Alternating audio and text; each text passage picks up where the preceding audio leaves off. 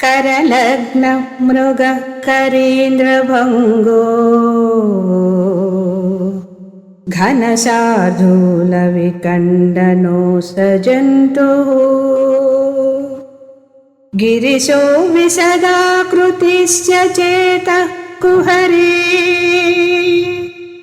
पंचमुखोऽस्ति मे कुतोभिः। ఇందులో శ్లేషాలంకారాన్ని వాడారు శంకర భగవత్పాదులు.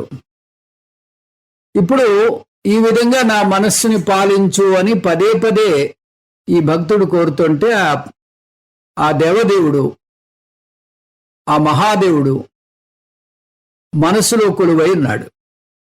ఎప్పుడైతే మనస్సులో కొలువై ఉన్నాడో ఈ సాధకుడికి భద్రత, ధైర్యము చేకూరాయి. ఎటువంటి భీతి లేదు. అది ఆ పరిస్థితిని భగవత్పాదులు వర్ణిస్తున్నారు. ఈ వర్ణనలో శ్లేషాలంకారాన్ని వాడారు. శ్లేష అంటే రెండు అర్థాలు వస్తూ ఉంటాయి.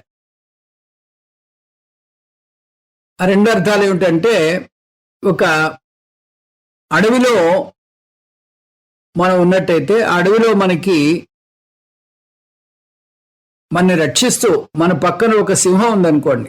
సింహం మనని భక్షించడానికి రాలేదు, మనని రక్షించడానికి వచ్చింది. అలాగే మన పక్కనే ఒక సింహం ఉండి మనం రక్షిస్తున్నట్టయితే ఎంత ధైర్యం వస్తుందో, ఆ మాదిరిగా భగవంతుడు మన మనసులో కొలువై ఉంటే అటువంటి ధైర్యము, అటువంటి భద్రత మనకి ఉంటుంది. ఏమాత్రం భీతి ఉండదు అని చెప్పడం ఈ శ్లోకం యొక్క అర్థం. ఇందులో ఎలాగా ఈ రెండు అర్థాలు వస్తున్నాడు. ఒక అర్థం సింహం పరంగా ఉంటుంది, ఒక అర్థం శివుడి పరంగా ఉంటుంది. చూద్దాం. కరలగ్న మృగ. కరలగ్న మృగ అంటే చేతిలో మృగాన్ని ధరించి ఉన్నవాడు, చేతిలో మృగాన్ని అంటే లేడిని ధరించినవాడు.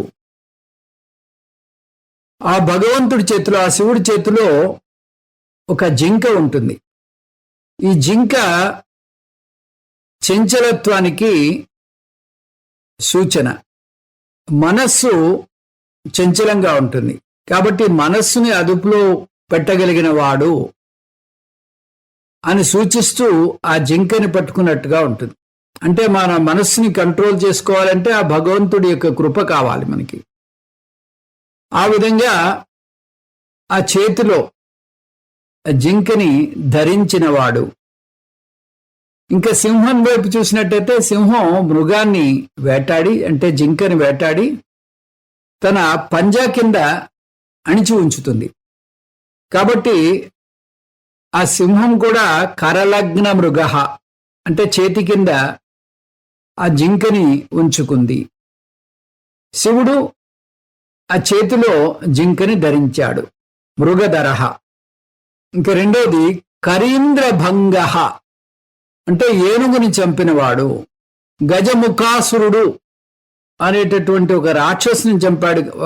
గజముఖాసురుడు అనేటటువంటి ఒక రాక్షసుడిని చంపాడు కాబట్టి ఈయన కరీంద్రభంగ అయ్యాడు.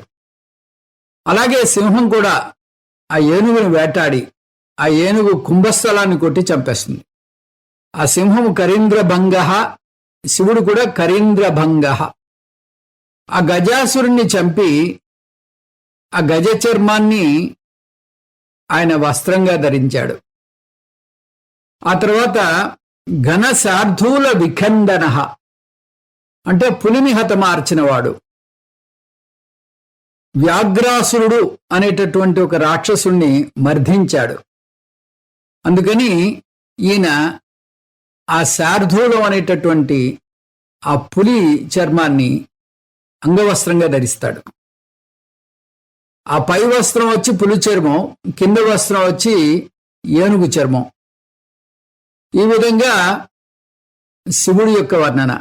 ఇంకా ఈ పులిని వేటాడి పులిని చంపుతుంది సింహం. కాబట్టి సింహం కూడా ఘనశార్దూల వికండన.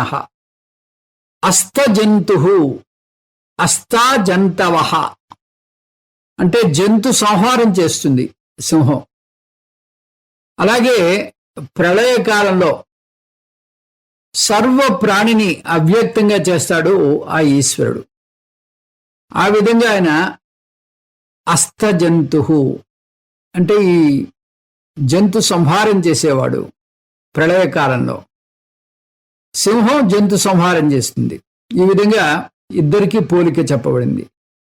గిరిశః, గిరిశః అంటే పర్వత ప్రాంతాలందు చెరించేవాడు శివుడు, అంటే ఆ హిమాలయంలో ఉండేవాడు. ఇంకా ఈ సింహం కూడా పర్వత ప్రాంతాల్లో ఉంటుంది కాబట్టి ఇది కూడా గిరిశః.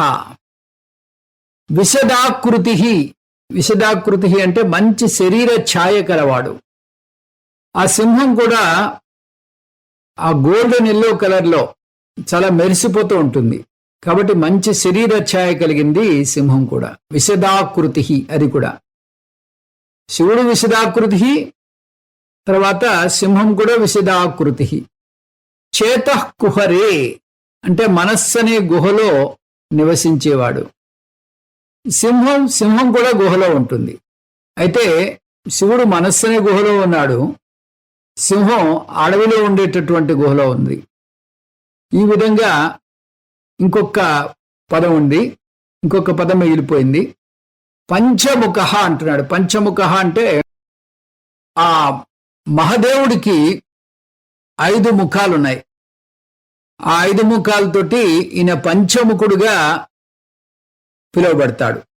సద్యోజాతము, వామదేవ, అఘోర, తత్పురుష, ఈశాన అని 5 ముఖాలున్నాయి ఆ శివుడికి.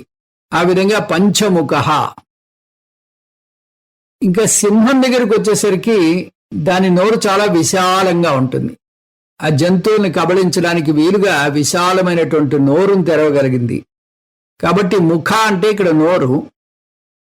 శివుడి దగ్గర ముఖ అంటే ఈ శిరస్సు.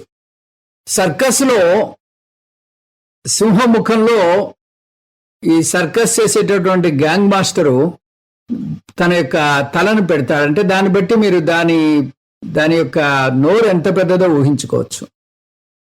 ఈ విధంగా పంచముఖ. ఇటువంటి పరాక్రమం కలిగినటువంటి ఆ శివుడు నా మనసులో ఉన్నట్టయితే అది ఎలా ఉంది?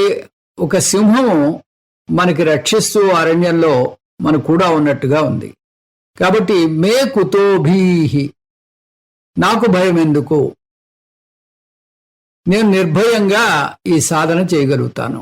నా యొక్క మనస్సు పూర్తిగా ఆ శివపరమై ఉంది. అనన్యాశ్చింతయంతో మాం ఏ జనా పర్యుపాసతే. ఇంకా ఎటువంటి చింత లేకుండా ఆ భగవంతుడికి ఎప్పుడైతే అర్పించామో మనకి ఆ భీతి పోయి ఆనందమే ఆనందము. ఈ శ్లోకాన్ని భయం పోవడానికి కూడా చదవచ్చు అంటారు స్వామీజీ. ఇది స్వామీజీకి చాలా ఇష్టమైన శ్లోకం అని కూడా చెప్పుకున్నారు. ఇంకా తర్వాత శ్లోకం చూద్దాం.